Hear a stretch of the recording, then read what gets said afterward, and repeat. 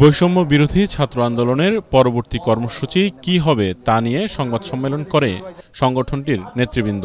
সংগঠনের জেলা উপজেলায় কমিটি গঠন, ৬ সেপ্টেম্বর থেকে সারা দেশে সফর কর্মসূচি সহ গণঅভ্যুত্থানের ১ মাস পূর্তিতে শহীদি মার্চ করার ঘোষণা দেওয়া হয় এ সময়।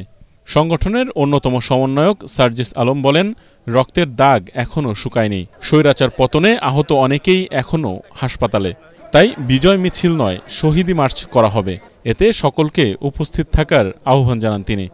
যারা এই ফ্যাসিস্ট সরকারের পতনের জন্য, আওয়ামী লীগের এই দুর্বিষহ শাসন ও শোষণ আমলের পতনের জন্য নিজের রক্ত দিয়েছে, জীবন দিয়েছে, গুলির সামনে আবু সাইদ থেকে শুরু করে আমার হাজারো ভাই যেভাবে বুক পেতে দিয়েছে, একটা গুলি খেয়ে পরের গুলিটি আবার নিজের বুকে নেয়ার জন্য শক্তি নিয়ে দাঁড়িয়ে গিয়েছে।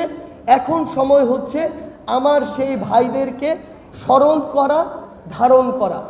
সেই জায়গা থেকে আমরা মনে করি যে আগামীকালকে ৫ সেপ্টেম্বর পুরো বাংলাদেশের প্রত্যেকটি জেলা, প্রত্যেকটি উপজেলা, প্রত্যেকটি ইউনিয়ন থেকে শুরু করে মহানগরের প্রত্যেকটি সেক্টর যেভাবে এক একটি যুদ্ধের সেক্টর হয়ে উঠেছিল সেই ৫ই আগস্টের দিন কিংবা তার পূর্বের দিনগুলোতে, সেভাবে আগামীকালকে আবারও আমার ওই শহীদ ভাইদের স্মৃতিকে, স্পিরিটকে নিজের মধ্যে ধারণ করে আমার ওই যে আহত ভাইগুলো এখনো হাসপাতালের বিছানায় কাতরাচ্ছে, আমার যে ভাই বোনগুলো তাদের হাত হারিয়েছে, পা হারিয়েছে, চোখ হারিয়েছে, তাদেরকে স্মরণ করে, তাদের স্মৃতিকে ধারণ করে আমরা আগামীকাল ৫ সেপ্টেম্বর আমাদের ছাত্র জনতার অভ্যুত্থানের ১ মাস পূর্তি উপলক্ষে আমরা একটি শহীদি মার্চ করতে চাই।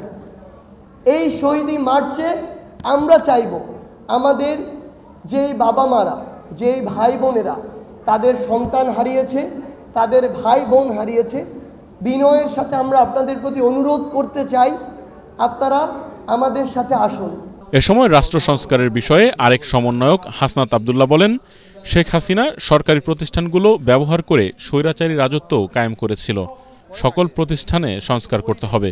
আমরা দেখেছি এই ফ্যাসিস্ট সরকার তার ক্ষমতা টিকিয়ে রাখার জন্য মূলত সেই সবসময় ইনস্টিটিউশনগুলোকে ব্যবহার করেছে, সব কিছুতে ইনস্টিটিউশনগুলোতে ব্যবহার করেছে। অর্থাৎ হাইকোর্টের ঘাড়ে বন্দুক রেখে, বিচার ব্যবস্থার ঘাড়ে বন্দুক রেখে, স্বাস্থ্য ব্যবস্থার ঘাড়ে বন্দুক রেখে, শিক্ষা ব্যবস্থাকে পুঁজি করে, আমাদের স্বাস্থ্য ব্যবস্থাকে পুঁজি করে, এই যে পুঁজিভিত্তিক একটি বিভাজনের মধ্য দিয়ে, দ্বিবিভাজনের মধ্য দিয়ে সবসময় ফ্যাসিজমকে সমূলে প্রথিত করে রাখার চেষ্টা করা সবসময় হয়েছে। আমরা ভবিষ্যতে বাংলাদেশ পুনর্গঠনের জন্য কোন কোন প্রিন্সিপালের ভিত্তিতে বাংলাদেশকে পুনর্গঠন করব, যেখানে আর কখনোই কোনো ধরনের কোনো রূপে আর ফ্যাসিজম ফিরবে না, যেখানে গণমাধ্যমের স্বাধীনতা নিশ্চিত করা হবে, যেখানে আমাকে কখনোই কোনো রাস্তায় দাবি নিয়ে এসে আমাকে বলতে হবে না যে আমি কোনো রাজনীতির সাথে সংশ্লিষ্ট না, সুতরাং আমার দাবিটি মেনে নাও। এই ধরনের রাষ্ট্র ব্যবস্থাকে নিশ্চিত করার জন্য আমাদের কিছু ভ্যালুস ক্রিয়েট করতে হবে, আমাদের প্রিন্সিপালস ক্রিয়েট করতে হবে, যে প্রিন্সিপালসের ভিত্তিতে, ভ্যালুসের ভিত্তিতে, যেখানে ছাত্র নাগরিকের অংশগ্রহণের ভিত্তিতে সেটি লিগেসিকে মেনটেন করতে পারবো এবং আমাদের বাংলাদেশকে পুনর্গঠনের একদম চূড়ান্ত মাত্রাটি আমরা নিশ্চিত করতে পারবো। আপনাকে একটা জিনিস মাথায় রাখতে হবে, প্রভু চলে গিয়েছে, দাসরা কিন্তু এখনো যায় নাই। প্রভু কিন্তু থাকে একজন, কিন্তু গত 16 বছরে এত লক্ষ কোটি দাস উৎপাদন করেছে। এখন আমাদের যুদ্ধটা কিন্তু এই দাসদের বিরুদ্ধে। এবং আপনাকে মাথায় রাখতে হবে, গত 16 বছরে বাংলাদেশ শুধু একটা প্রতিষ্ঠান অ্যাক্টিভ ছিল, আর অন্য কোনো প্রতিষ্ঠান কিন্তু অ্যাক্টিভ ছিল না, এবং সেটা শুধুমাত্র গণভবন।